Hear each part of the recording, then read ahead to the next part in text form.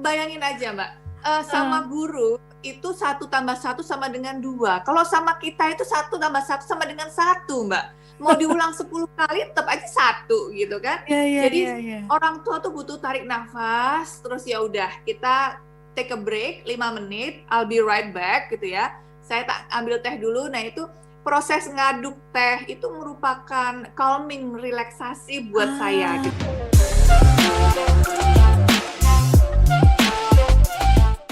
Sonora FM 92 Jakarta, News Traffic and Music masih bersama saya Rara Kalisara dan juga ada Nakita ID, pastinya Sonora Parenting ya setiap hari Jumat pada jam 11 siang. Dan kali ini tamu kehormatan kita ada KKR Bendoro. Kita sudah lumayan ini heboh ya di awal ngomongin bagaimana sih hebohnya gitu suasana di rumah ketika sedang school from home gitu, dimana kesabaran orang tua moms and dads pasti teruji di sana. Nah, pertanyaannya adalah bagaimana caranya moms and dads begitu ya, sebagai orang tua ini bisa mengelola emosi yang benar dalam hal parenting nih?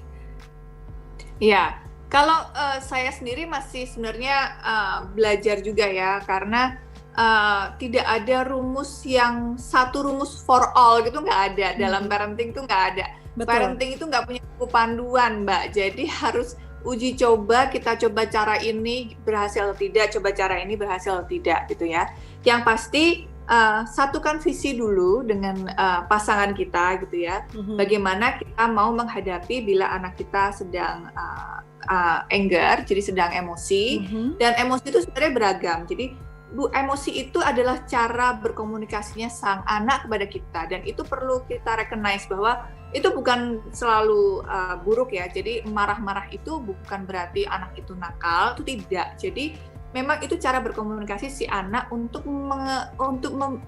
memberitahu kita bahwa dia sedang emosi, dia sedang frustasi, tidak tahu cara menyampaikannya. Menyampaikan perasaannya dia gitu kan. Masuk Dan menangis ya? Betul, menangis, terus diam saja, terus marah-marah tiba-tiba dengan nada yang tinggi gitu. Itu adalah salah satu cara untuk dia komunikasi dengan kita gitu ya. Nah, tapi ada batasannya. Kalau dia sedang marah gitu ya, tidak boleh namanya memukul atau mencubit. Itu ada batasannya. Jadi kalau dia sudah mulai fisikal, menendang, mencubit atau memukul, itu kita harus kasih batasan. Stop. Ini tidak boleh. Kamu boleh marah, tapi tidak boleh sampai melukai orang lain. Dan ini sakit loh. Kita beri penjelasan bahwa itu sakit dan itu melukai orang lain.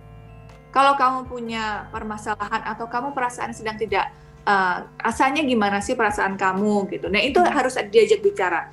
Walaupun anak saya umur 6 tahun, tapi saya saya ajak bicara. Walaupun saya nunggu dia sampai tenang dulu, terus nanti saya tanya, sebenarnya ada apa sih? Kamu bosen dengan school from home, dengan PR-nya gitu ya. Nah biasanya kalau school from home itu saya punya sedikit trik. Jadi antara satu PR dengan PR yang lain saya beri waktu 5 menit.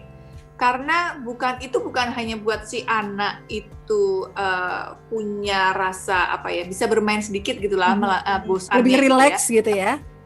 Tapi juga buat kita gitu ya, orang tua ini juga butuh istirahat dulu. Butuh ngeteh dulu, karena bayangin aja Mbak, sama guru itu 1 tambah 1 sama dengan 2. Kalau sama kita itu 1 tambah 1 sama dengan 1 Mbak. Mau diulang 10 kali tetap aja 1 gitu kan. Jadi orang tua tuh butuh tarik nafas, terus ya udah kita take a break 5 menit, I'll be right back gitu ya. Saya ambil teh dulu. Nah itu proses ngaduk teh itu merupakan calming, relaksasi buat saya gitu. Jadi supaya tidak kita terus marah. Paling tidak saat kita ngeteh itu kita menurunkan emosinya kita sendiri. Karena kita sebagai orang tua itu adalah triggernya si anak itu tambah emosi atau tidak gitu. Kita adalah triggernya gitu. Istilahnya mereka itu percikannya, kita apinya gitu kan. Nah mau langsung kebakar atau tidak gitu kan. Kalau kita emosi pasti si anak lebih emosi gitu kan. Karena si anak ini contoh kita. Jadi kita lebih baik take a time untuk relax dulu gitu kan. Terus baru kita kembali lagi ke anak kita. Kalau memang sudah nggak bisa lagi ya sudah, minta partner kita atau keluarga terdekat kita untuk mendekati si anak ini dulu. Kita take distance dulu lah, karena terlalu dekat itu juga ada sedikit problematik di situ. Nah ini trik-trik yang saya kurang lebih pelajari lah selama pandemi ini, Mbak. Kadang-kadang kalau anak saya nangis gitu tanpa sebab, terus saya suruh diam, itu salah sebenarnya ya? Atau biarkan dia menangis dulu sampai capek? Atau bagaimana sebenarnya? Nah, itu tergantung si anaknya. Ada juga anak yang menginginkan butuh dipeluk pada saat dia menangis. Tapi ada anak yang tidak mau dipeluk pada saat menangis.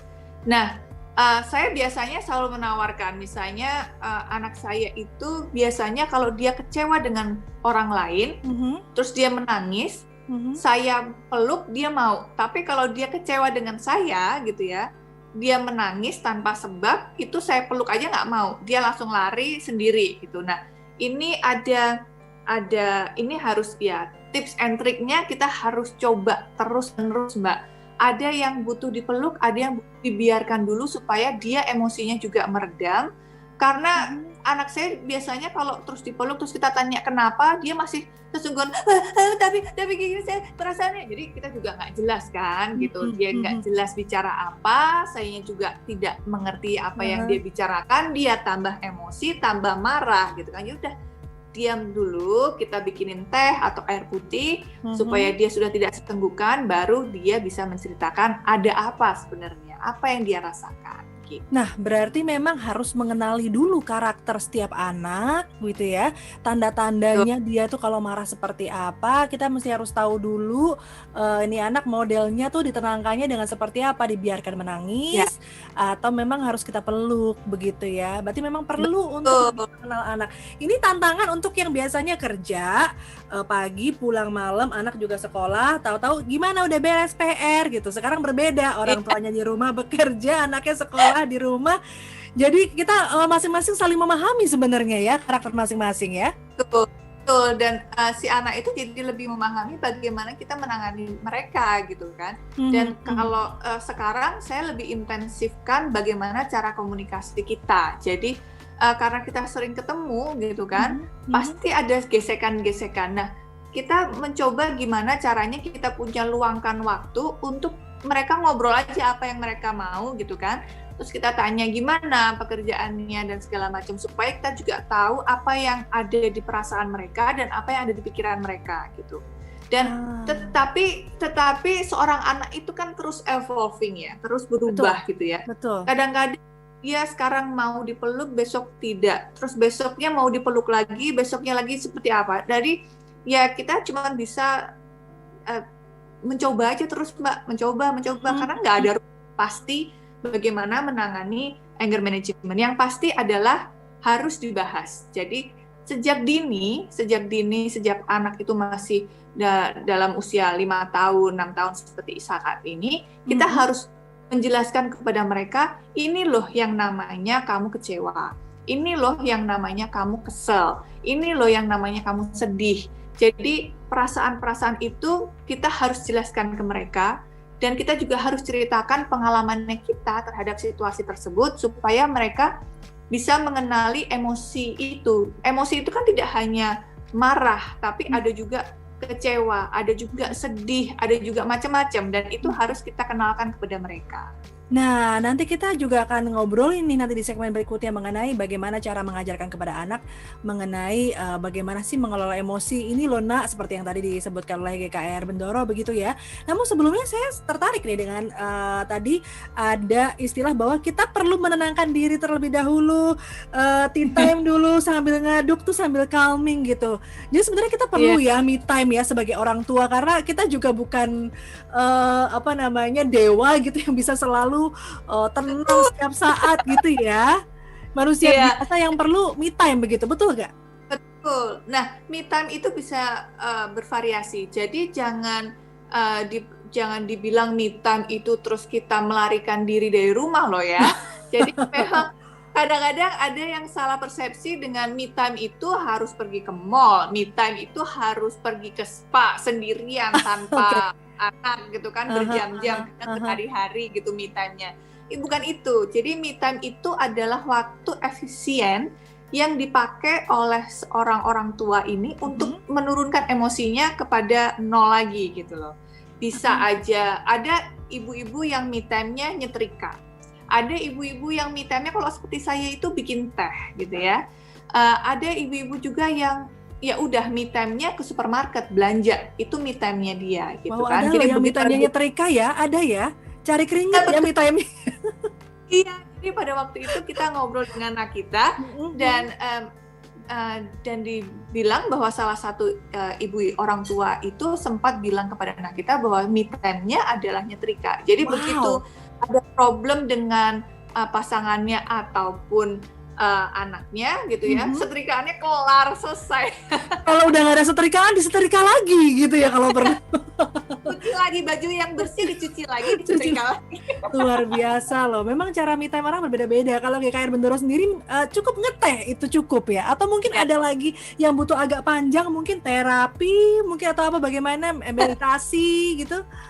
Kalau saya emang senang ke supermarket sendiri. Jadi belanja keperluan itu sendiri. Jadi ada orang yang butuh belanja itu ditemani oleh suami, temani anak. Kalau saya nggak mau, saya maunya sendiri. Tim sendiri. Karena it's my time gitu ya, it's my time. Yang penting kalian titip apa saya beliin, saya bilang gitu.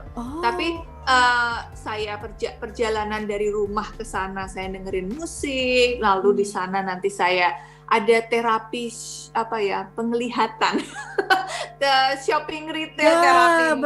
Betul. Itu dia yang kadang kita perlukan sebagai wanita, apalagi ibu-ibu ya.